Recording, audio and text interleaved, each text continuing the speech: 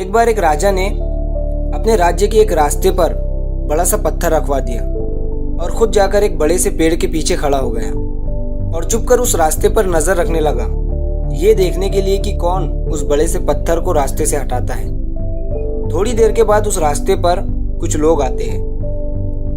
और जब उन्हें रास्ते के बीच में एक बड़ा सा पत्थर दिखता है तो वो लोग रास्ता बदल लेते हैं और दूसरे रास्ते से चले जाते हैं।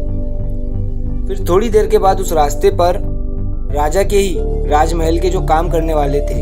वो आते हैं और वो भी जब इस बड़े से पत्थर को देखते हैं तो बिना उस पत्थर को रास्ते से हटाकर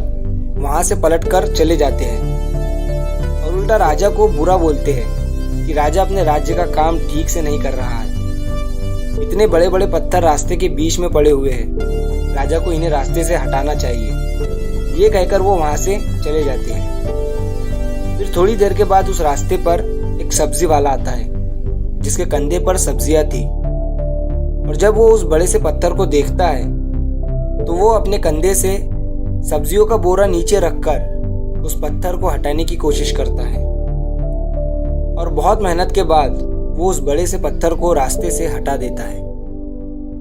वो जैसे ही उस पत्थर को रास्ते से हटाता है तो पत्थर के नीचे बहुत सारे सोने के सिक्के और एक चिट्ठी रखी हुई थी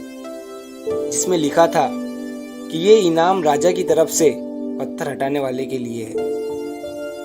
और ये सब होते हुए पेड़ के पीछे से राजा खुद देख रहा था। राजा उस आदमी के पास जाता है और उस आदमी को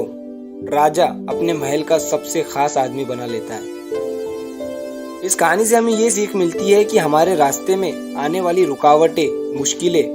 हमें बेहतर करने और आगे बढ़ने का मौका देती है।